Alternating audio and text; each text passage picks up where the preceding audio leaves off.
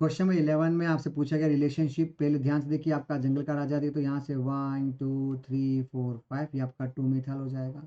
ये भी जंगल का राजा है, 1 2 3 4, तो सीधी सी बात है, ये 5 कार्बन की चेन नजर आ रही है, ये 4 कार्बन की चेन नजर आ रही है। कंफर्म आपका आंसर चेन है। सोमर का दिमाग लाने की जरूरत नहीं है मेरे हिसाब से। अगला ऑप्शन आपके सामने ये अवेलेबल है, यहाँ पर CHBr, ऊपर की ओर CH2CHO, तो आप इसको ढंग से भी अरेंज कर सकते थे। यहाँ पर CHBr, यहाँ पर CH2CHO आएगा। ये आपका 1 2 3 4 3 ब्रोमो कहलाएगा। और ये फंडा यहाँ पे यूज़ करोगे तो ये आपका CHBr, ये आपका CH2CH3 कहलाएगा। तो ये भी आपका 1 2 3 4, ये भी आपका 2 ब्रोमो। अब लोकेशन पे ध्यान दो, 3 ब्रोमो 2 ब्रोमो, तो पक्का they are known as a position isomer. आपका आंसर पक्का सी के लिए आएगा। क्वेश्चन नंबर 13 पे बात कर लेते हैं, क्या जज करना है चेक करिए। करेक्ट स्टेटमेंट इज आर पूछा है, चेक कर लेते हैं क्या है भैया। ये आपका ग्रुप कहलाएगा, ये आपका 1 2 3 पर बेटा ये एस्टर मेन फंक्शन ग्रुप है। यहाँ पर एसिड मेन फंक्शन ग्रुप है, यहाँ भी एस्टर फंक्शन ग्रुप के रूप में है, पर यहाँ पे वो जुड़ा हुआ ओ से इथाइल है। तो शायद आपको समझ में आ जाना चाहिए। फर्स्ट और सेकेंड पोजिशन आइसोमर गलत बात है, ये फंक्शनल कहलाएंगे, पोजिशन नहीं आना चाहिए। सेकेंड थर्ड चेन आइसोमर ये भी गलत बात है, फंक्शन आना चाहिए। फर्स्ट थर्ड मेटामर सही बात है, बिकॉज आप ध्यान से देखो, जिसको मैंने गोला मारा है वो ओ से जुड़ा हुआ है, यहाँ पे वो सी से जुड़ा हुआ है, तो they are the metamer. Different alkyl group की बात कर रहा हूँ, मतलब ये कि ये ग्रुप इधर शिफ्ट हो सकता है, बस इस पे ध्यान दो। ये ग्रुप उधर शिफ्ट हो रहा है और वो ग्रुप इधर शिफ्ट हो रहा है, तो दैट्स क्वाइट डिफरेंट है ना, ये फंडा है, तो दैट्स वाई हम इसे सी के रूप में रिप्रेजेंट करेंगे। क्वेश्चन नंबर 14 पे बात कर लेते हैं, क्या जज करना है। क्या पूछा है, मेटामर को आइडेंटिफाई करना है, पर ध्यान से मेटामर आइडेंटिफाई करते समय आपके पास फंक्शन ग्रुप का, ये बहुत इंपॉर्टेंट है कि आपका फंक्शन ग्रुप कैसा होना चाहिए, सेम होना चाहिए। तो देखो बेटा, ये आपका एस्टर है, पर ये ओ से जुड़ा हुआ और ये आपका एस से जुड़ा हुआ दिख रहा है। सब कुछ सेम है, पर ध्यान से देखो, एक जगह पे लोचा हो गया, यहाँ एक मिथाइल यहाँ दो मिथाइल, मतलब कहीं ना कहीं एक कार्बन मोर है, और 1 कार्बन मोर का मतलब तो नहीं हो सकता। ये आपका एस्टर है और ये आपका एसिड है, ये आपका फंक्शनल आइसोमर, ये भी नहीं हो सकता। ये आपको समझ में आ गया, होमोलोगस दिखेगा, ये फंक्शनल दिखेगा। यहाँ पे ध्यान से देखो, ये 2 डिग्री है और ये 3 डिग्री का पंगा, तो ये 3 डिग्री एमीन है, ये 2 डिग्री एमीन है, पक्का फंक्शनल कहलाएगा।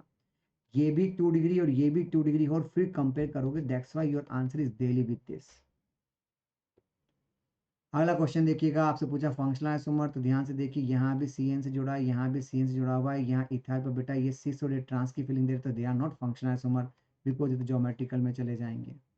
यहाँ पूरा जखीरा ओ से जुड़ा हुआ है, पूरा जखीरा सी ओ से जुड़ा हुआ है, तो they are known as a metamer, नहीं चलेगा। ये ओ से जुड़ा हुआ है, एन ओ, इसको याद है, इसका इसके लिए बहुत इंपॉर्टेंट पता है, ये नाइट्रो कहलाता है और ये एल्काइल नाइट्राइड कहलाता है, तो that's why this is the answer. ये आपका आंसर होना चाहिए इस कहानी के लिए। और ये तो पता ही है आपको, मेटामर की फीलिंग दे रहा है, चूंकि फंक्शनल पूछा है तो फंक्शन डिफरेंट होना चाहिए, यानी साइड्स अलग अलग होनी चाहिए। एक ओ से जुड़ा हुआ है, एक एन से जुड़ा हुआ है। अगला एग्जाम्पल, ये पूरा जखीरा ओ से जुड़ा हुआ है, अब ये पूरा जखीरा एस से जुड़ा हुआ है, तो दिमाग लाने की जरूरत नहीं है। Confirm they are the theme of metamer, L का ग्रुप डिफरेंट से आंसर दे सकते हो। अगला पूछा है एरोमेटिक आइसोमर जिनका फॉर्मूला इस फॉर्मेट के ऊपर अवेलेबल हो, और वो पूछ रहा है आपसे क्या आंसर दोगे एक्स वाई जेड के लिए। तो कॉमन सेंस लगाओ, पहले अपन बना लेते हैं यहाँ पर एक्स, यहाँ पे वाई, हम यहाँ पे भी बना लेते हैं एक बार एक्स एक बार वाई, मेटा पे हम यहाँ पे भी बना लेते हैं एक बार एक्स यहाँ पर जेड। अब बात करें आगे कैसे जाएंगे, तो आगे बढ़ के बात कर लेते, सेट हो जाएगा। अब सोचो, यहाँ पे यहाँ पे यहाँ पे यहाँ पे चार अलग अलग पोजिशन है जेड के लिए। वैसे यहाँ पे वाई के पास, उधर एक्स के पास, मेटा पोजिशन पे, तो यहाँ भी चार पोजिशन है जेड के लिए। यहाँ पे यहाँ जोड़ो या यहाँ जोड़ो, चाहे वाई को जोड़ दो, क्या फर्क पड़ रहा है। इधर इधर मत जोड़ना, बिकॉज ये दोनों सेम हो जाएंगे, बस ये गेम है, इसलिए एक ही बार काउंट करोगे। इन द सेम पैटर्न आप बोल सकते हो कि सर यहाँ यहाँ भी सेम हो जाएगा, तो एक ही बार काउंट करोगे। कुल मिला के यहाँ दो ही पैटर्न आएंगे, सबको जोड़ दीजिए, आपके पास 10 क्या मिलेंगे, वो 10 के 10 कहलाएंगे पोजिशन आइसोमर। सिंपल सा फंडा। अगला क्वेश्चन में 18 आपके सामने अवेलेबल है, क्या पूछा जा सकता है, मेटामर पूछा गया है, तो भैया संभल के, ये आपका कीटोन और ये आपका एल्डिहाइड, तो ये तो फंक्शनल की फीलिंग दे रहा है। ये आपका एमाइड, ये आपका एमाइड, पहले चेक करो, यहाँ पे ये जखीरा एन से जुड़ा हुआ है और यहाँ पे जखीरा सी से, तो भैया सेकंड की फीलिंग तो आ रही है। अगर आप मोनोवेलेंट हैं तो आप मेटामर हो ही नहीं सकते, ये भी गड़बड़ हो गया, नहीं चलेगा। यहाँ पे ध्यान से देखो 1 2 3 4, यहाँ पे इधर से करोगे तो 1 2 3 4, लोकेशन का पंगा हो रहा है इस समय। ये तो आइडेंटिकल की फीलिंग दे रहा है, तो ये आइडेंटिकल है। ये आपको लगेगा, चेक कर लेते हैं, 1 2 3 4 5, 1 2 3 4, तो भैया ये तो पक्का एक दूसरे के मेटामर तो नहीं हो सकते, पर ये चेन आइसोमर है। चूंकि मेटामर का ऑप्शन दिया है तो पक्का सेकेंड आपका आंसर होना चाहिए। अगला मोल के फॉर्मूला C4H चेनों के क्या पूछे उसने, स्ट्रक्चरल आइसोमर। तो बेटा पहली बात तो डेफिशिएंसी जीरो आ रही है, पर जीरो होने के बावजूद कि ऑक्सीजन अवेलेबल है तो वो ऑक्सीजन के रूप में भी रह सकता है और ईथर के रूप में भी रह सकता है। तो आपके पास यहाँ भी अल्कोहल है, यहाँ भी अल्कोहल है, यहाँ भी अल्कोहल है, यहाँ भी अल्कोहल है, चार तो अल्कोहल ही होगा। अब आपको क्या जोड़ना है, बीच में जोड़ दीजिए। तो बीच में जोड़ते ही आपके पास कॉम्बिनेशन बढ़ जाएंगे, तीन आपके पास ईथर भी आएंगे जो बच्चा जनरली भूल जाता है। तो टेक्निकली आपका आंसर 7 आना चाहिए, बिकॉज 4 एल्कोहल और 3 ईथर, कुल मिला के आपका आंसर 7 के लिए एप्लीकेबल है।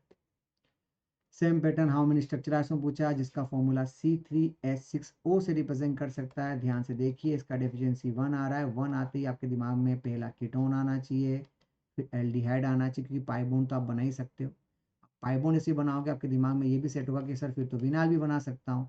फिर आपके पास यहाँ पर CH3 भी आ सकता है, फिर आप जज करोगे तो CH2OH भी आ सकता है।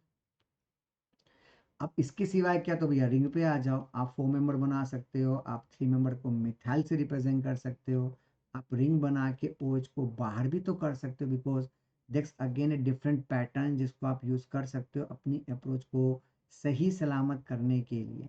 इसके सिवाय क्या कॉम्बिनेशन बना सकते हो जो हमारे जज करने में काम आएगा, तो हमारे पास बहुत लॉट ऑफ ऑप्शंस अवेलेबल हैं जिनको हम यूज़ कर पाएंगे। भाई ईथर हो गया, सोचो एल्कोहल हो गया, एल्डिहाइड हो गया, कीटोन हो गया, तो आप थोड़ा सा गलती कर रहे हो। जब आप ये बना सकते हो तो थोड़ा अपग्रेड करिए, यहाँ पे इनॉल भी बना सकते हो। ये कहानी कर रखी है तो अपग्रेड कीजिए, आप यहाँ भी इनॉल बना सकते हो। दैट्स वाई आप कॉम्बिनेशन को काउंट कर लेते हैं, गेम सेट हो जाए। बिकॉज ये छोटी सी गलती बच्चा करता है, ये 1, ये 2, ये 3, ये 4, ये 5, ये 6, ये 7, ये 8 और ये 9। That's why your combination is 9, क्योंकि 7 के बाद अच्छा रुक जाएगा क्योंकि 7 ऑप्शन जान करके मैंने दिया है। आगे भी सोचो कि आपको पता होना चाहिए कि स्ट्रक्चरल में कीटो के साथ इनॉल भी तो आता है, उसे भी तो काउंट करोगे भैया। तो अगर आपको ये सब समझ में आया हो तो वीडियो को लाइक और शेयर कीजिए। तो भैया कम से कम लाइक तो कर ही दो। समझ में आया? Okay, bye bye.